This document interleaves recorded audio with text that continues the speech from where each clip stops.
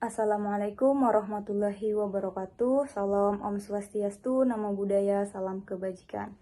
Perkenalkan, saya Marsala Gusneva dengan NPM B1A022048. Baik, sebelumnya yang saya hormati Ibu Mardatilah SHMH dan juga Bapak Asep Suherman SHMH selaku dosen pengampu mata kuliah Kejahatan Mayantara. Video ini ditujukan untuk memenuhi tugas akhir mata kuliah Kejahatan Mayantara, di mana saya selaku mahasiswa akan memaparkan 2 bab materi yang ada di dalam buku. Adapun buku atau referensi yang saya gunakan ialah buku karangan Profesor Dr. Ahmad Sodiki yang berjudul Kejahatan Mayantara.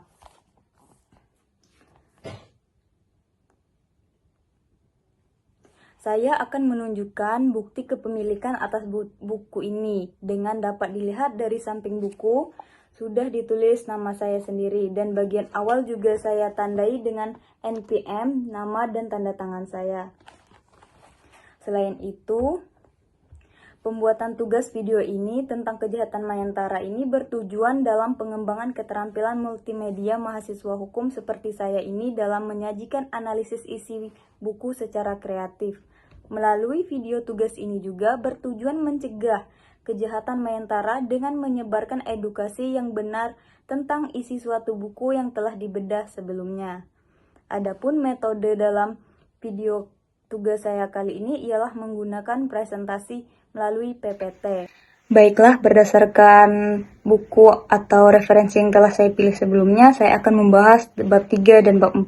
Bab 3 mengenai 3 perspektif kejahatan Mayantara. Yang pertama, kejahatan Mayantara dalam perspektif kriminologi. Definisi kejahatan Mayantara atau cybercrime adalah tindakan ilegal yang menggunakan jaringan komputer atau data digital untuk mencuri, merusak, atau menyalahgunakan informasi.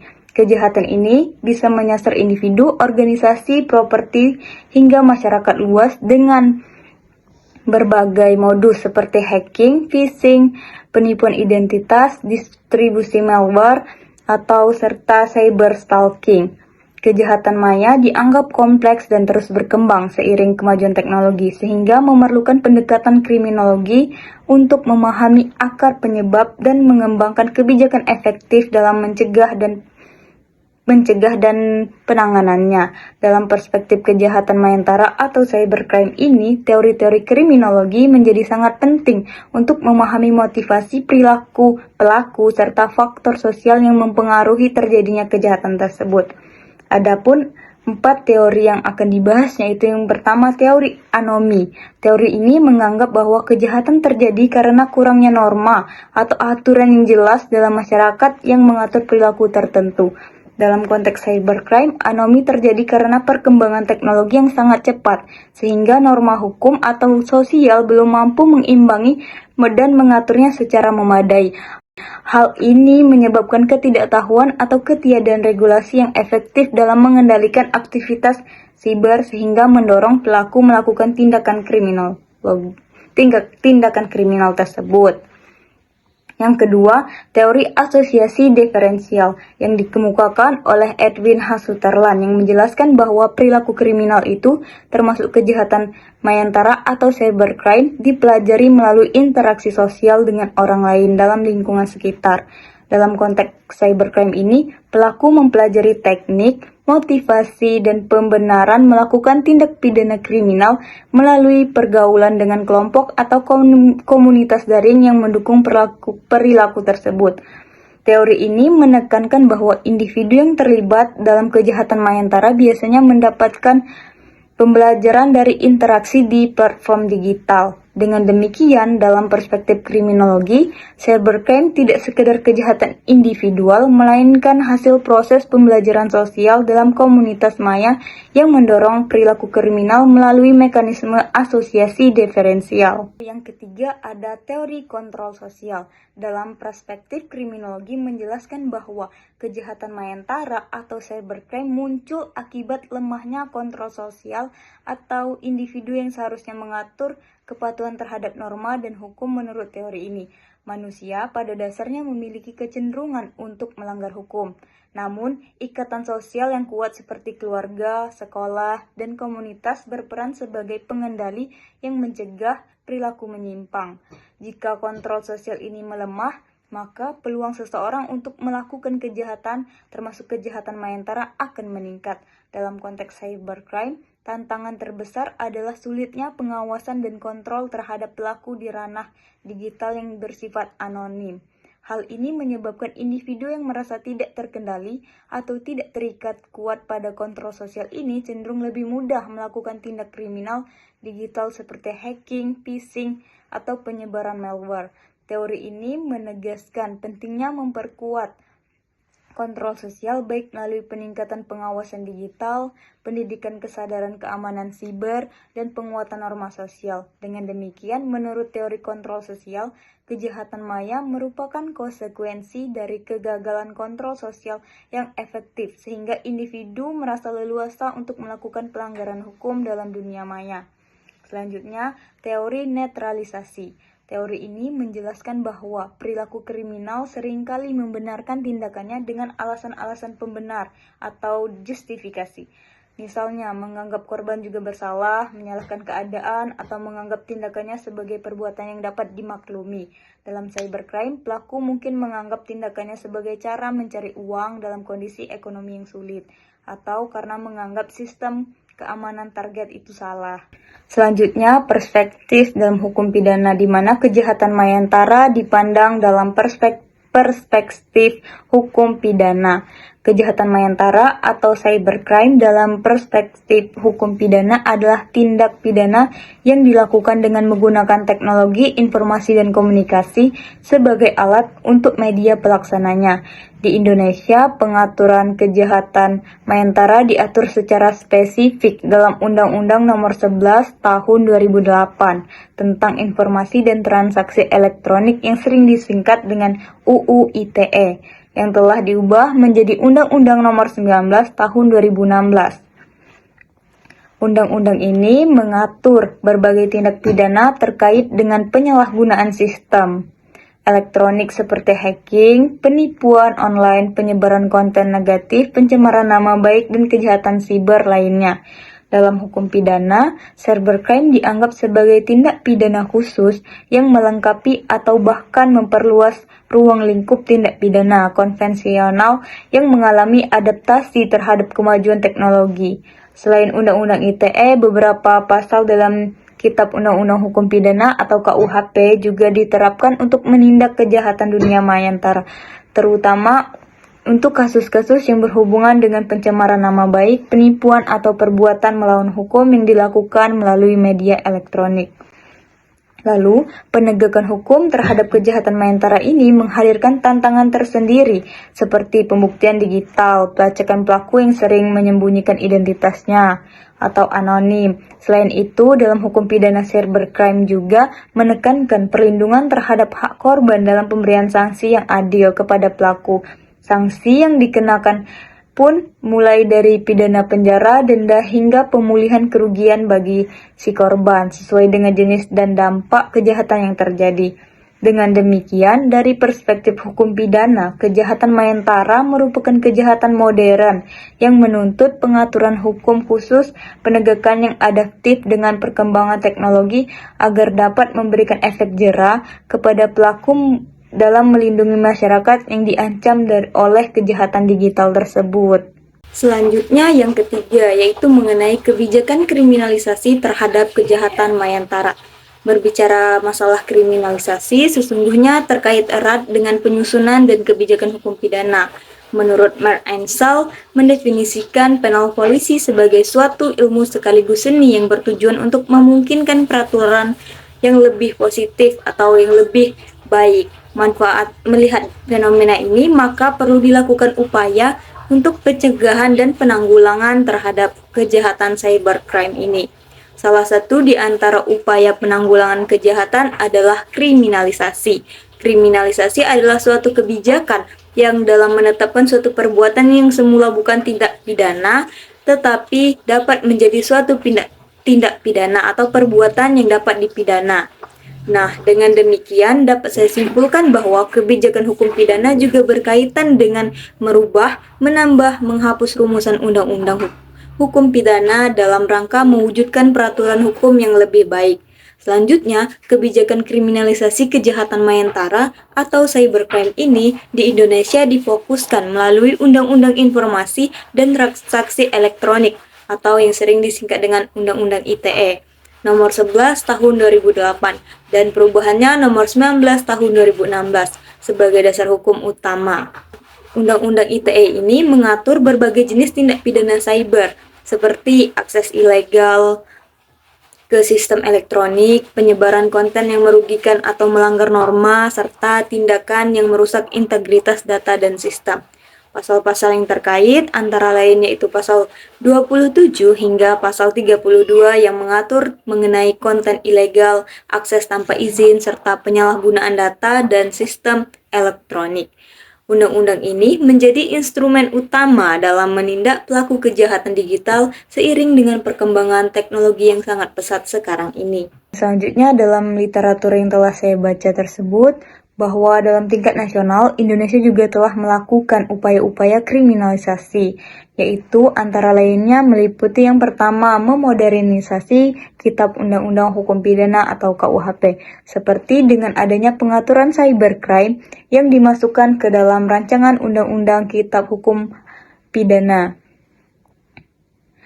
Yang tampak sekali adanya upaya harmonisasi eksternal, yaitu upaya untuk menyelaraskan delik yang diatur dengan kesepakatan internasional. Yang kedua, disusunnya rancangan Undang-Undang Teknologi Informasi. Selanjutnya, dalam RUU ini terlihat bahwa ada perubahan yang mendasar terutama dalam kaitannya dengan yurisdiksi, yang mengingat kejahatan ini sulit ditentukan yurisdiksinya. Selanjutnya, adapun juga mengenai tantangan kriminalisasi, ialah berupa regulasi exciting memiliki kelemahan seperti ketidakmampuan menjangkau semua varian cybercrime canggih atau overkriminalitas yang berpotensi membatasi kebebasan berekspresi serta keterbatasan bukti digital dan yurisdiksi lintas batas. Selanjutnya, penegakan hukum bergantung pada politik kriminal pemerintah dan kapasitas aparat serta harmonisasi internasional. Adapun strategi penanggulangan kebijakan non-penal melengkapi pendekatan pidana melalui pencegahan seperti pendidikan kesadaran digital, kemudian peningkatan kapasitas penegak hukum dan kerjasama regional atau internasional. Rekomendasi mencakup revisi Undang-Undang ITE, pembaharuan KUHP, dan optimalisasi penegakan, serta integrasi kebijakan sistematik guna meminimalkan dampak terhadap individu, bisnis, dan negara. Lalu selanjutnya ialah bab 4, cybercrime dalam penegakan hukum, atau penegakan hukum terhadap kejahatan mayantara atau cybercrime ini. Menurut Sarjono Sukanto menyebutkan bahwa ada 5 unsur penegakan hukum atau law enforcement. Artinya, untuk mengimplementasikan penegakan hukum di Indonesia sangatlah dipengaruhi oleh 5 faktor. Yang pertama, faktor undang-undang. Yang kedua, faktor mentalitas aparat penegak hukum. Yang ketiga, faktor perilaku masyarakat. Dan yang keempat, faktor sarana dan faktor kultur yang kelima. Dalam kelima faktor tersebut, terjadi saling mempengaruhi di antara faktor yang satu dan faktor yang lainnya. Eksistensi norma hukum yang terrumus di dalam undang-undang, misalnya sebagai law in book, sangatlah ditentukan prospeknya di tengah masyarakat dalam aspek law in action-nya. Alas hukum dalam bangunan realitasnya oleh mentalitas aparat penegak hukum, serta kinerja aparat penegak hukum akan menjadi penentu prospek penegakan norma-norma hukum. Yang pertama ialah yang akan kita bahas, yang pertama faktor hukum atau faktor undang-undang. Menurut Undang-Undang ITE Nomor 11 Tahun 2008, Junto Nomor 19 Tahun 2016 menjadi dasar utama kriminalisasi cybercrime yang mengatur akses ilegal, yang dimana tertuang di dalam pasal 30 sampai pasal 32, yang menyatakan mengenai penyebaran konten berbahaya. Selanjutnya pasal 27 sampai pasal 28 yang berisikan sanksi pidana hingga 12 tahun penjara plus denda miliaran rupiah. Namun, undang-undang ini dikritik multitafsir atau overkriminalisasi, misalnya pencemaran nama baik, dan kurang adaptif terhadap cybercrime baru seperti deepfake atau ransomware, sehingga memerlukan revisi untuk kepastian hukum yang lebih tajam. Lalu yang kedua, faktor mentalitas aparat penegak hukum. Aparat penegak hukum seperti Polri atau Direktorat Tindak Pidana Siber dan BSSN yang bertanggung jawab penyidikan forensik digital, tetapi mentalitas sering terhambat korupsi, kurangnya etika profesional, dan resistensi terhadap teknologi baru. Kinerja aparat yang menentukan prospek norma hukum, di mana pelatihan intensif diperlukan untuk meningkatkan kompetensi digital dan independensi, sebagaimana terlihat dalam kasus penipuan online yang sering mendek karena kurangnya keahlian tracking IP lintas batas. Selanjutnya, faktor perilaku masyarakat, di mana masyarakat cenderung menjadi korban atau pelaku cybercrime akibat rendahnya literasi digital, seperti phishing atau hoax, yang mempersulit pelaporan dan kepatuhan hukum. Perilaku ini saling mempengaruhi faktor lain, misalnya budaya main aman di masyarakat urban mendorong underreporting, sementara kampanye atau edukasi BSSN mulai membentuk kesadaran untuk mendukung penegakan yang lebih preventif. Kemudian, sarana prasarana. Nah, secara keseluruhan, kejahatan Mayantara merupakan fenomena yang kompleks yang memerlukan pendekatan terpadu antara teori kriminologi, pengaturan hukum yang modern, dan penegakan hukum yang lebih efektif berbasis teknologi dan budaya yang sesuai dengan perkembangan zaman. Pendekatan ini harus dilengkapi dengan edukasi digital bagi masyarakat dan pelatihan intensif bagi aparat penegak hukum agar mampu menghadapi tantangan kejahatan Mayantara yang terus berkembang. Upaya harmonisasi regulasi dengan standar internasional dan investasi teknologi forensik digital menjadi kunci agar Indonesia dapat lebih siap dalam menghadapi peningkatan kejahatan cybercrime ini. Dalam tingkat nasional, Indonesia juga telah melakukan upaya-upaya kriminalisasi, yaitu antara lainnya meliputi yang pertama, memodernisasi Kitab Undang-Undang Hukum Pidana atau KUHP, seperti dengan adanya pengaturan cybercrime yang dimasukkan ke dalam rancangan Undang-Undang Kitab Hukum Pidana. Yang tampak sekali adanya upaya harmonisasi eksternal, yaitu upaya untuk menyelaraskan delik yang diatur dengan kesepakatan internasional. Yang kedua, disusunnya rancangan Undang-Undang Teknologi Informasi. Selanjutnya, dalam RUU ini terlihat bahwa ada perubahan yang mendasar terutama dalam kaitannya dengan yurisdiksi, yang mengingat kejahatan ini sulit ditentukan yurisdiksinya. Selanjutnya, adapun juga mengenai tantangan kriminalisasi, ialah berupa regulasi exciting memiliki kelemahan seperti ketidakmampuan menjangkau semua varian cybercrime canggih atau overkriminalitas yang berpotensi membatasi kebebasan berekspresi, serta keterbatasan bukti digital dan yurisdiksi lintas batas. Selanjutnya, penegakan hukum bergantung pada politik kriminal pemerintah dan kapasitas aparat serta harmonisasi internasional. Adapun strategi penanggulangan kebijakan non-penal melengkapi pendekatan pidana melalui pencegahan seperti pendidikan kesadaran digital, kemudian peningkatan kapasitas penegak hukum dan kerjasama regional atau internasional. Rekomendasi mencakup revisi Undang-Undang ITE, pembaharuan KUHP, dan optimalisasi penegakan, serta integrasi kebijakan sistematik guna guna meminimalkan dampak terhadap individu, bisnis, dan negara. Nah, secara keseluruhan, kejahatan Mayantara merupakan fenomena yang kompleks yang memerlukan pendekatan terpadu antara teori kriminologi, pengaturan hukum yang modern, dan penegakan hukum yang lebih efektif berbasis teknologi dan budaya yang sesuai dengan perkembangan zaman. Pendekatan ini harus dilengkapi dengan edukasi digital bagi masyarakat dan pelatihan intensif bagi aparat penegak hukum agar mampu menghadapi tantangan kejahatan Mayantara yang terus berkembang. Upaya harmonisasi regulasi dengan standar internasional dan investasi teknologi forensik digital menjadi kunci agar Indonesia dapat lebih siap dalam menghadapi peningkatan kejahatan terhadap kejahatan cybercrime ini. Berdasarkan dua bab materi yang telah saya sampaikan sebelumnya, dapat ditarik kesimpulan bahwasannya kejahatan Mayantara atau cybercrime adalah segala bentuk tindakan kriminal yang dilakukan dengan memanfaatkan teknologi komputer, internet, dan perangkat digital lainnya. Kejahatan ini terjadi di ruang maya, namun dampaknya nyata bagi kehidupan manusia.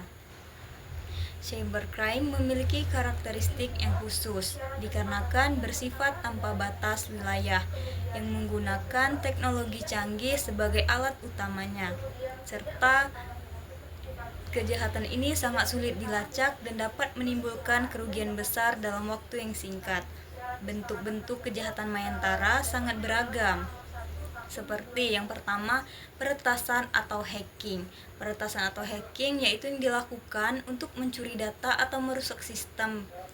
Yang kedua, phishing yang menipu korban agar memberikan informasi pribadi. Dan selanjutnya, penyebaran malware seperti virus, worm, trojan, hingga ransomware yang menyandra data korban. Adapun seperti kejahatan cybercrime lainnya yaitu pencurian identitas untuk tujuan penipuan dan juga cyberbullying yang merugikan mental seseorang, ataupun bahkan adapun carding atau penyalahgunaan data kartu kredit, dan juga penyebaran konten ilegal seperti hoax, ujaran kebencian, dan pornografi anak, serta cyberterorisme yang mengancam stabilitas keamanan negara. Nah, banyak sekali faktor yang memicu kejahatan Mayantara ini. Di antaranya yaitu meliputi kemajuan teknologi yang pesat, rendahnya literasi digital masyarakat, serta lemahnya pengawasan dan regulasi di beberapa negara. Dan juga keuntungan yang besar yang bisa diperoleh pelaku dengan resiko tertangkap yang relatif kecil. Mayantara merupakan fenomena yang kompleks yang memerlukan pendekatan terpadu antara teori kriminologi, pengaturan hukum yang modern, dan penegakan hukum yang lebih efektif berbasis teknologi dan budaya yang sesuai dengan perkembangan zaman. Pendekatan ini harus dilengkapi dengan edukasi digital bagi masyarakat dan pelatihan intensif bagi aparat penegak hukum. Baiklah, sebelum mengakhiri presentasi atau pemaparan materi ini, saya akan memberikan pandangan mengenai maraknya tindak pidana kejahatan Mayantara ini atau cybercrime ini.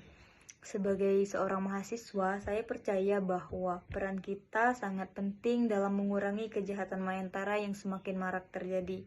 Pertama, kita harus meningkatkan kesadaran diri dan teman-teman mengenai bahaya cybercrime melalui edukasi dan kampanye atau kampanye yang intensif dengan mengadakan seminar, diskusi, dan menyebarkan informasi melalui media sosial, di mana mahasiswa dapat membantu membangun budaya keamanan digital yang kuat.